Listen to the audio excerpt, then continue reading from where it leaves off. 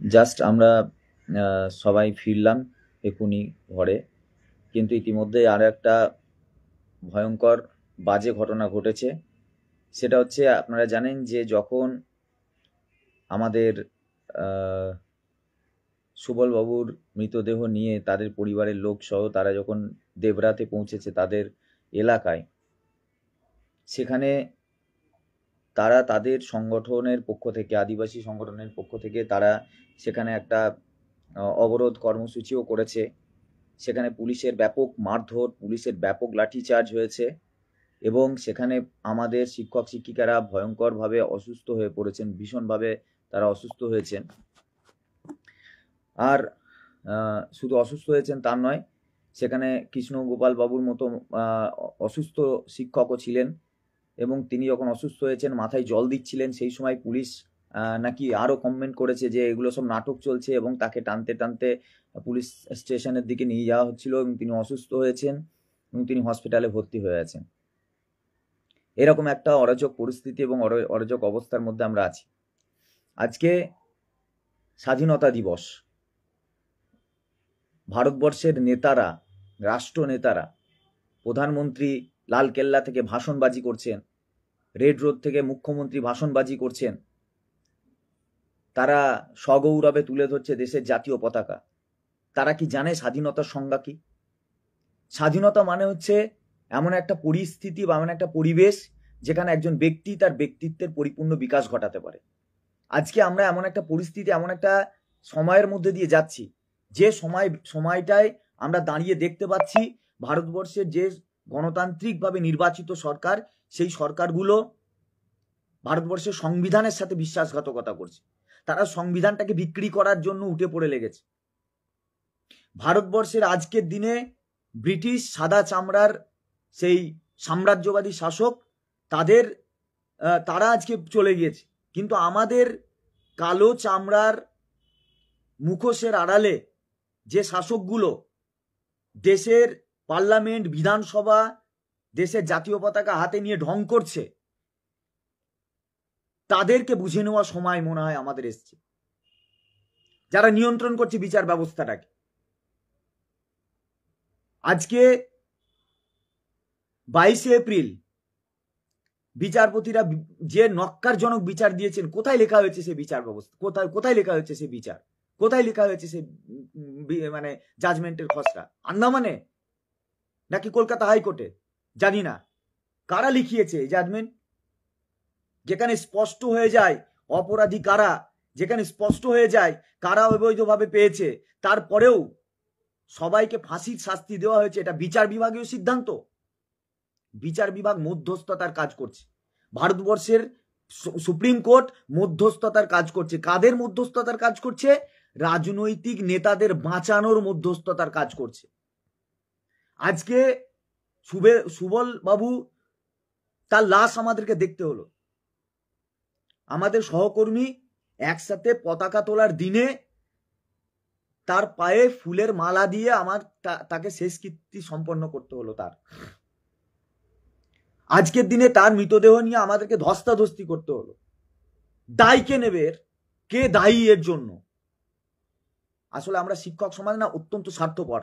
ভারত ফেসবুকে, হোয়াটসঅ্যাপে বড় বড় ডায়লগ লেখা, আর আমরা লিখি আমাদের নেতৃত্বরা এই করছে, নেতৃত্বটা ওই করছে, বাড়িতে বসে বসে তারা এইগুলো করে, কিন্তু তারা বাস্তব জিনিসটা বোঝে না। তারা না ভারতবর্ষের আইন ব্যবস্থা, না বর্তমান সিচুয়েশন, কারা চালাচ্ছে ভারতবর্ষের বিচার ব্যবস্থাকে, না এটা বুঝতে চেষ্টা করে।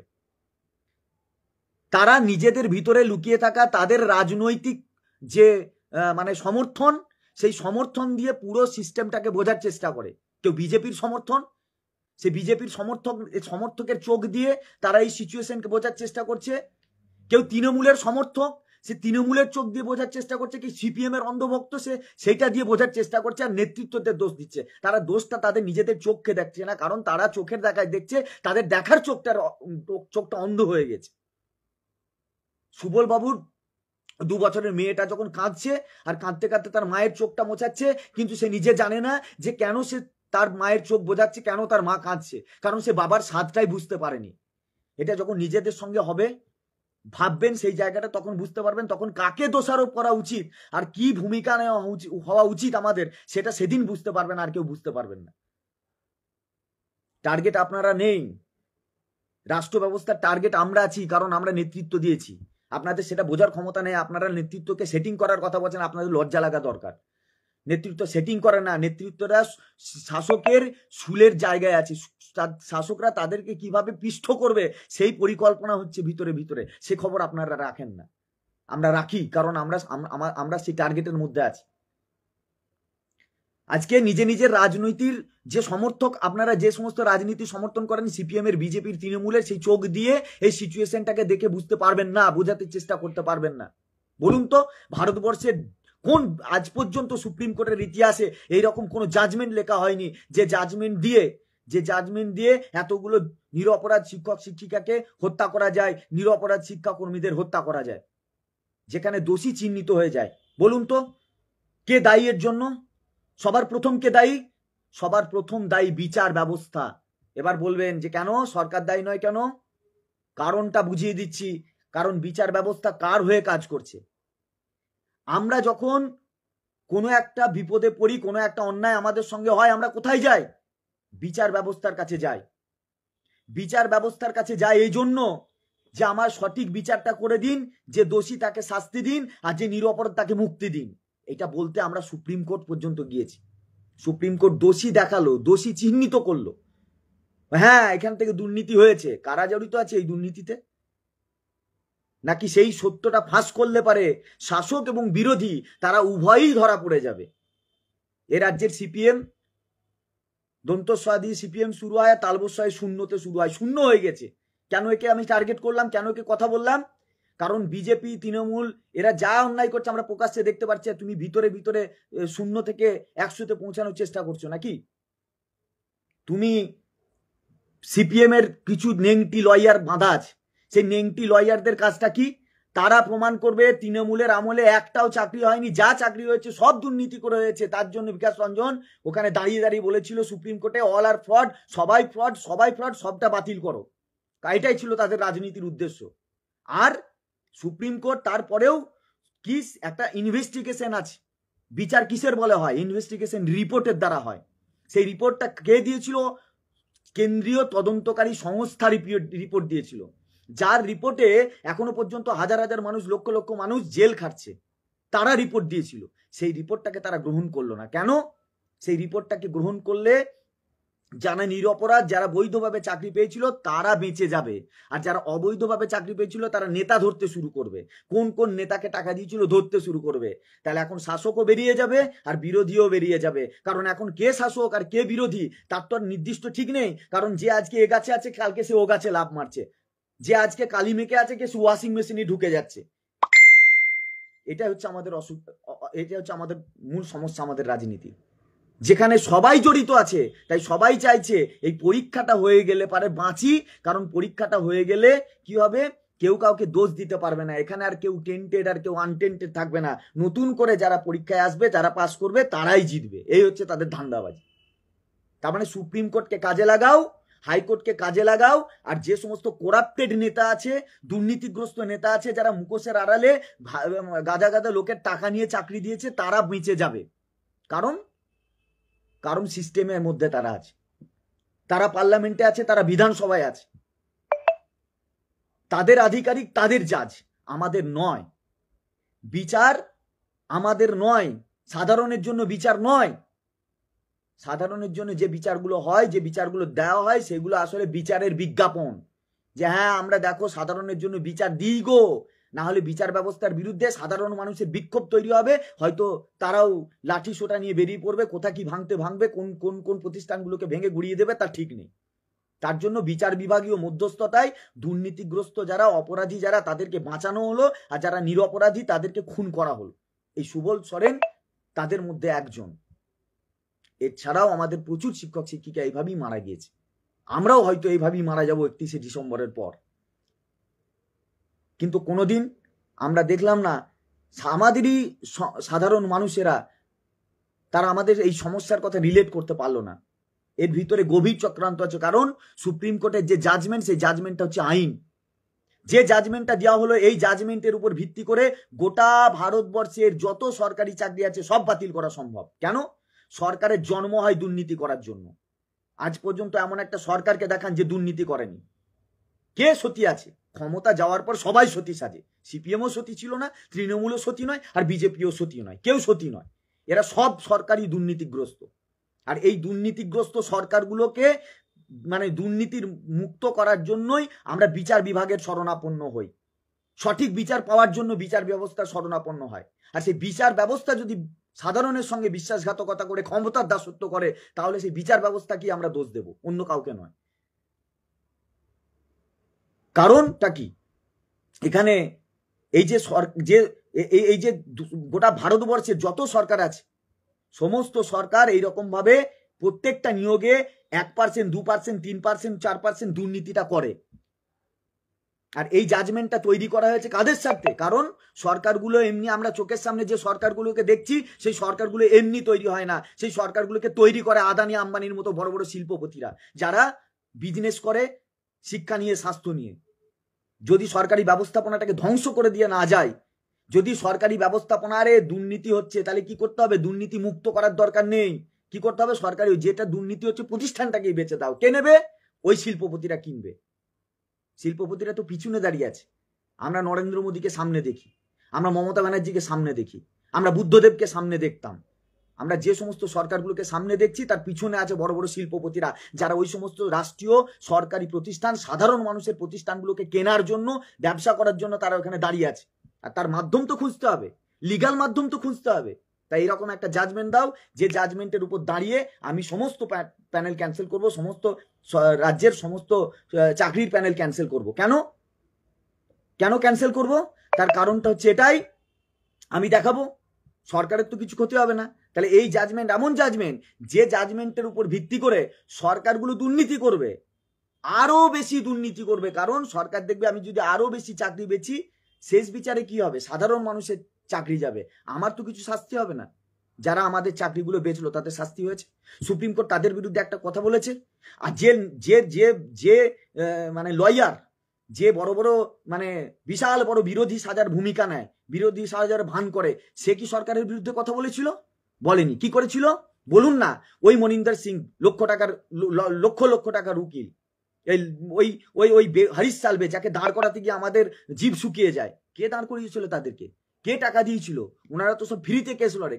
কোথায় থেকে কে টাকা দিয়েছিল? কেন তাদেরকে ব্রিফ করিয়েছিলেন? আমরা বুঝি না আপনাদের গাঠবন্ধনটা। দুটো দলকে মেলানোর জন্য আপনারা ঘটকের ভূমিকা পালন করছেন। আমরা জানি না, আমরা বুঝতে পারি না সেগুলো। আমাদের শিক্ষকদের এগুলো বোঝা দরকার। আপনারা নিজের রাজনৈতিক দলের সমর্থন করতেই পারেন, সেই সমর্থনের জায়গা, সমর্থনের চোখ দিয়ে দেখবেন না। আমার ব্যাপারটা পুরো রাজনৈতিক, এবং রাজনৈতিকভাবেই এটার খেলা হচ্ছে, আর এর মোকাবেলাটা ওইভাবেই করে হওয়া উচিত। এটা পুরো গোটা ভারত এমন একটা জাজমেন্টটাকে তৈরি করা হয়েছে, আমাদের পুরো ভারতবর্ষের শিক্ষা ব্যবস্থাটাকে ওই পিছনে থাকা আদানি আম্বানি শিল্পপতিদেরকে আরো জোর করে বিক্রি করে দেওয়ার জন্য। এটাই হচ্ছে উদ্দেশ্য। যে বিচার ব্যবস্থা বিচার দিতে পারে না, আমি সেই বিচার ব্যবস্থাটাকে স্বাধীনতা দিবসের দিন মানতে পারিনি।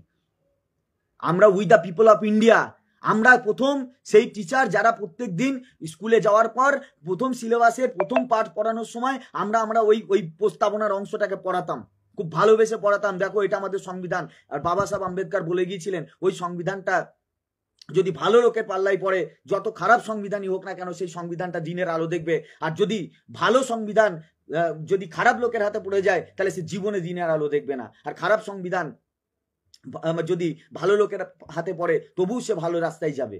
আমাদের সংবিধানটা আজকে কাদের হাতে আছে? আমাদের দেশের বিচার ব্যবস্থাটা আজকে কাদের হাতে আছে? আমাদের দেশের পার্লামেন্ট কাদের হাতে আছে? আমাদের দেশের ক্ষমতা কাদের হাতে আছে? এই প্রশ্নটা আপনারা করবেন না? আপনারা আমাদেরকে করবেন প্রশ্নগুলো। দোষ কাকে দেবেন? বড় করে চোখটা দিকে তাকান। প্রত্যেককে শিক্ষিত, এদেশের বড় বড় বোমা, বড় বড় অস্ত্র শস্ত্র যেগুলো দেশকে রক্ষা করার জন্য বানানো হয়েছে, সেগুলো কোনো না পড়াশোনা জানা লোক বানায়নি। যারা বানিয়েছে তারা এই শিক্ষকরা বানিয়েছে, আর যারা বানিয়েছে তাদেরকে শিক্ষা দিয়েছে শিক্ষকরা। আজকে সেই বিচার ব্যবস্থা সেই শিক্ষকদের চাকরি কাটছে, যারা খুব ভালোবেসে প্রথম তার স্কুলে গিয়ে তাদের প্রস্তাবনার অংশটা পড়াতো। সেইগুলো নিয়ে প্রশ্ন করবেন না? সাধারণত কথা বলা বন্ধ করে দিয়েছিলাম, চুপ করে গিয়েছিলাম, চুপ। আজকে এই জিনিসগুলো দেখার পরে আর চুপ থাকা যাচ্ছে না। দুদিন ধরে আমরা হসপিটালে পড়ে রয়েছি, কান্না দেখছি। একটা আদিবাসী পরিবারের ছেলে, যে দেশের রাষ্ট্রপতি আদিবাসী, একটা আদিবাসী জায়গা থেকে উঠে, তিনি জানেন না? তিনি জানেন না আদিবাসীরা কোন কষ্ট করে কোন জায়গা থেকে উঠে আসে, কোন দারিদ্রের জায়গা থেকে উঠে আসে, কোন জীবন সংগ্রাম তাদের আছে? সবাই চোখ বন্ধ করে যদি ভ্রমটিকে রুখি, সত্য বলে আমি তবে কোথা দিয়ে ঢুকি। মনে রাখবেন, 15,000, 16,000 বা 19,000-এর প্রশ্ন নয়। আপনারা অন্ধ সাজছেন, কিন্তু অন্ধ হলে কখনো প্রলয় বন্ধ থাকে না। একদিন না একদিনের প্রতিদান গোটা সিস্টেমকে নিতে হবে। আজকে একজন মরছে, কিন্তু কালকে যখন তাদের মধ্যে কেউ মারতে শুরু করবে, তখনও কিন্তু আপনারা কিন্তু দোষ দেবেন না। এইটুকু বলে দিতে পারি আমরা, যে দেশে রাষ্ট্রপতি একটা আদিবাসী জায়গা থেকে উঠে আসা, যে দেশের সংবিধান একজন দলিত হাত ধরে উঠে আসা, সেই দেশে একজন আদিবাসী শিক্ষক, যে তার পরিবারের এক এবং অদ্বিতীয় উপার্জন করা ব্যক্তি, তার 2 বছরের ছেলের 2 বছরের মেয়ের দায়িত্ব কে নেবে? তার পরিবারের দায়িত্ব কে নেবে? কে নেবে এই প্রশ্নগুলো? কে করবে? কার কাছে করবে এই প্রশ্ন? বিচারপতিরা তো লক্ষ লক্ষ টাকা দিয়ে লয়ারদের ব্যবসা করিয়ে দিচ্ছে, কিন্তু এই 2 মিনিট তাদের কথা শোনার সময় নেই। জাজমেন্টের প্রথমে তিনি লিখছেন যে সময়ের অভাবে তিনি বিষয়ের গভীরে পৌঁছাতে পারলেন না। আচ্ছা, আপনি সময়ের অভাবে বিষয়ের গভীরে পৌঁছাতে পারছেন না, আর 19,000-এর 7 বছর চাকরি আপনি ধ্বংস করিয়ে দিচ্ছেন। যারা যখন কেউ 42 বছর 45 বছর যাদের বয়স, তাদেরকে আবার নতুন করে পরীক্ষা দিতে বলছেন। আপনি একবার ল পাস করে দেখান, কত বড় বিচারক আপনি, আমিও দেখব। পাস করুন আপনি একবার, দেখি। ক্ষমতা নেই আপনাদের। আপনারা যত উপদ্রব সাধারণ মানুষের ওপর দেখান, আজকে যদি এইরকম কোন একটা বিষয় আম্বানির ছেলের সঙ্গে হতো, অবিচারটা আপনারা করতে পারতেন? এই বিচার করতে পারতেন না, বিক্রি হয়ে যেতেন। এটা হচ্ছে সত্যি কথা, কেউ দায় নেবে না। আর আমরা সত্যি রাষ্ট্রের এই বিরাট বড় পরিকল্পনার কাছে, আমরা রাষ্ট্রের এই বিরাট বড় প্রতিষ্ঠানের কাছে আমরা সত্যি সত্যি খুব অসহায়। কথা বলতে পারছি না, ভয় লাগছে না কথা বলতে। রাজতন্ত্রের যুগে বাস করি, রাজা ঈশ্বরের প্রতিনিধি, তার বিরুদ্ধে কথা বলা যায় না, কারণ তার আদেশ আসলে ঈশ্বরের আদেশ। ঈশ্বরের বিরুদ্ধে প্রশ্ন করা যায় না, বিচার ব্যবস্থার বিরুদ্ধে প্রশ্ন করা যাবে না, শাসকের বিরুদ্ধে প্রশ্ন করা যাবে না। আর সংবিধানে বড় করে লেখা আছে বাক স্বাধীনতা আমার মৌলিক অধিকার, আমাকে বাক স্বাধীনতা আমার অধিকারের মধ্যে পড়ে। বাহ, চমৎকার! আপনি আমার গলায় ফাঁসির দড়িটা ঝুলিয়ে দেবেন, আর আপনাকে প্রণাম করতে হবে স্বাধীনতা দিবসের দিন। আপনার মতো ভাষণবাজিটা আমরা করতে পারি না বলে আপনাদের মতো। আর আমরা এই অবস্থায় নিয়ে আমরা এইভাবে লাশ দেখতে থাকছি। ছি, যদি রিভিউ থেকে আমরা ফিরতে না পারি, তাহলে এই বিচার ব্যবস্থার মতো নক্কারজনক জায়গা আর কিছুই হবে না। আমরা জানি, আমরা সত্যি সত্যি আমরা রিভিউ পিটিশনটা করেছি, এমনি এমনি নয়। হ্যাঁ, রিভিউ পার্সেন্টেজ কম থাকে, কিন্তু কখন? যখন সেই কেসের কোনো মেরিট না থাকে। আমার কেসের মেরিট নেই, আপনি তো ছত্রে ছত্রে ভুল জাজমেন্ট দিয়ে গিয়েছেন। প্রথম লাইনটাই তো আপনার ভুল। আপনি সময়ের অভাবে আপনি আপনার জাজমেন্ট দিতে পারছেন না। আপনি সময়ের অভাবে জাজমেন্ট দিতে, আপনার প্রচুর সময়। সুপ্রিম কোর্টে বছরের পর বছর কোর্ট কেস চলে, বছরের পর বছর নেতা মন্ত্রীরা আরাম করে বিল নিয়ে বসে থাকে, তখন সময় থাকে। আর যত সময়ের অভাব আমাদের বেলায় না, আমরা সাধারণ বলে। এই দায় কাদের? এই দায় তাদের যারা এই পুরো সিস্টেমের মধ্যে আছে। প্রত্যেকের এই দায়। বিচার ব্যবস্থার মধ্যস্থতায় দুর্নীতিগ্রস্ত নেতাদের বাঁচানো হচ্ছে, বিচার বিভাগের মধ্যস্থতায় দুর্নীতিগ্রস্ত নেতাদের বাঁচানো হচ্ছে, এবং নিরপরাধ মানুষদের বলি দিয়ে এটা করানো হচ্ছে। কাদের হাতে বিচার ব্যবস্থা, কাদের হাতে সংবিধান? এই প্রশ্নটা আমি রেখে গেলাম।